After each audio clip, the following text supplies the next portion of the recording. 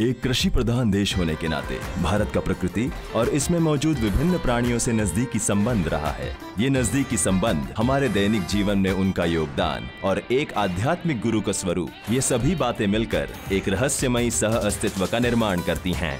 वे लोक कथाओं और हमारी रोजमर्रा की जिंदगी दोनों में एक साथ मौजूद हैं। इतिहास, प्रकृति और मानवता का ऐसा संगम बहुत कम ही देखने को मिलता है।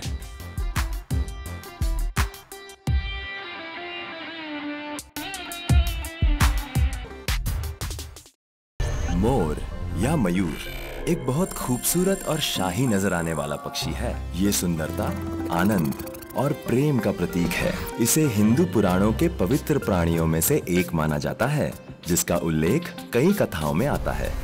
मोर के इतने सुंदर पंख होने की भी एक दिलचस्प पौराणिक कथा है। सचमुच मोर के पंख आज हमें बेहद खूबसूरत, रंग बिरंगे और चमकीले नजर आते हैं, लेकिन एक मान्यता के अनुसार शुरुआत में मोर के पंख बेरंग और बदसूरत थे। कहते हैं कि मोर का जन्म एक अन्य पौराणिक पक्षी और विष्णु के वाहन गरुड़ के पंख से हुआ था। एक बार इंद्र और रावण के बीच भयानक युद्ध हुआ। इस युद्ध में मोर ने अपने पंख फैलाकर इंद्र को अपने पीछे छिपकर लड़ने का मौका दिया, जिससे इंद्र की जीत हुई। इस मदद से खुश होकर इंद्र ने मोर के पंखों को सुंदर और चमकीला बना दिया। इसीलिए इंद्र का सिंहासन भी मोर स्वरूप में ही है। इंद्र के अलावा मोर का कई अन्य देवी देवताओं से भी संबंध है।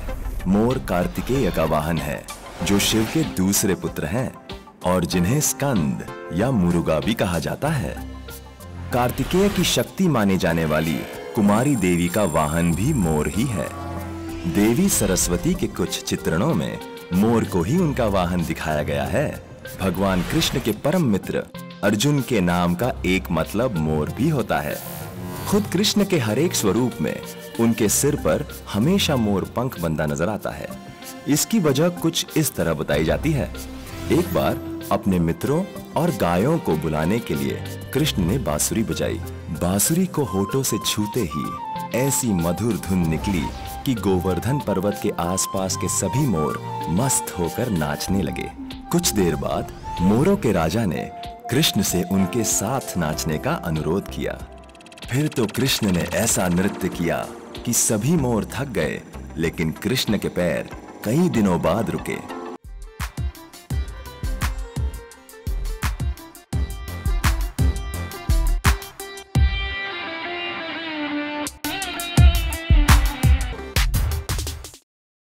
भारतीय पौराणिक कथाओं में पाए जाने वाले कई पक्षियों में एक है गरुड़, जिसे अंग्रेजी में ईगल कहते हैं। ये बहुत फुर्तीला और तेज उड़ान भरने वाला शिकारी पक्षी है। पौराणिक कथाओं में इसका आधा मानव और आधा पक्षी वाला स्वरूप नजर आता है। हिंदू मान्यताओं के अनुसार गरुड़ पक्षियों का राजा और भगवान विष्णु का वाहन है। गरुड़ के जन्म के बारे में विस्तृत वर्णन महाभारत की प्रथम पुस्तक आदि पर्व में नजर आता है। उसे कश्यप ऋषि की संतान माना जाता है। कश्यप ऋषि की कई पत्नियां थीं, जिनमें से दो थी कद्रु और विनता। एक बार उन दोनों ने कश्यप ऋषि से स्वयं के लिए संतान का वरदान मांगा। कद्रु को चाहिए थे 1000 नागपुत्र और विनता को केवल 2 तेजस्वी पुत्र। पत्नियों की इच्छा अनुसार उन्होंने दोनों को उनके मनपसंद वरदान दे दिए। कद्रु के अंडों के फूटने पर उसे 1000 नागपुत्र मिल गए, लेकिन अपने अंडे वक्त पर ना फूटने पर विनता ने बेसब्र होकर एक अंडे को समय से पहले ही फोड़ दिया। उसमें से निकला बच्चा पूरी तरह विकसित नहीं हुआ था। अपने अर्ध विकसित रूप की वजह से गुस्से में उसने अपनी ही मां को कद्रु की दासी बनने का श्राप दे दिया। साथ ही उस बच्चे ने ये भी कहा कि दूसरे अंडे से निकलने वाला तेजस्वी बालक ही उसे इस श्राप से मुक्ति दिलाएगा। श्राप देकर वो बच्चा आसमान में उड़ गया और आगे चलकर अरुण कहलाया और सूर्य का सारथी बना। क्या तुम्हें पता है वो श्राप हकीकत में कैसे बदला? हाँ बिल्कुल। एक बार कद्रु और विनता ने इंद्र के घोड़े उच्चैश्रव की पूंछ का रंग कौन सा है, इस बात पर शर्त लगाई। शर्त हारने वाले को जीतने वाले की दासी बनना था। विनता का जवाब था सफेद रंग, जो कि सही जवाब था, लेकिन कद्रू ने छल करके अपने सर्प पुत्रों को घोड़े की पूंछ से लिपटने को कहा, जिससे पूंछ काली दिखने लगी। इस तरह विंता शर्त हार कर कद्रू की दासी बन गई। वक्त बीतने पर विंता का दूसरा अंडा भी फूटा। उसमें से प्रकट हुआ पूरी तरह विकसित, चमकदार और विशाल आकार का पक्षी रूपी बालक, यानी कि गरुड़।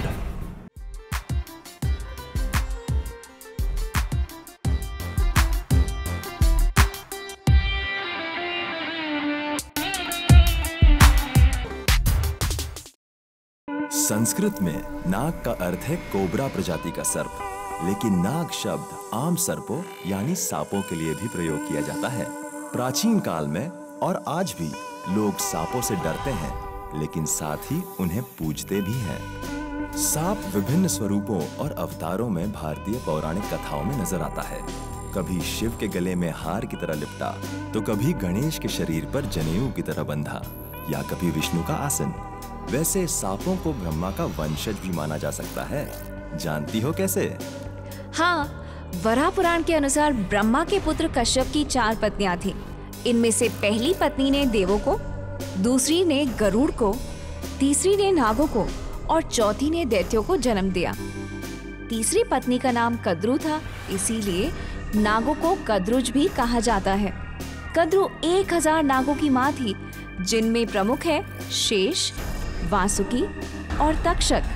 जब मनुष्यों पर नागों के अत्याचार बढ़ने लगे तो ब्रह्मा ने उन्हें नष्ट होने का श्राप दिया। डरकर उन्होंने ब्रह्मा से अपना स्वभाव बदलने का वादा किया और माफी मांगी।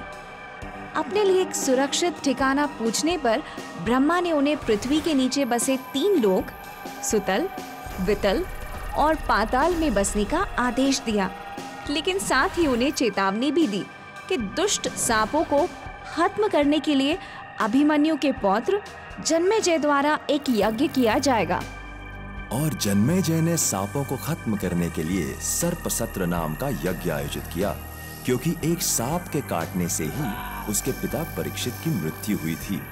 जब इस यज्ञ में कई सांप मरने लगे, तब उनके राजा वासुकी नाग ने अपनी बहन मनसा से कहा कि वो अपने पुत्र आस्तिक को यज्ञ स्थल पर नागवंश की रक्षा के लिए भेजें।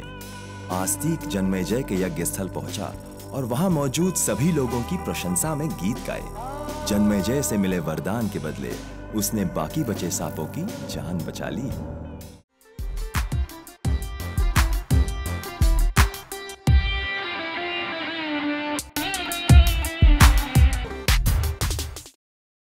जब चाहो ऑन हो जाओ, एपिक ऑन चलाओ।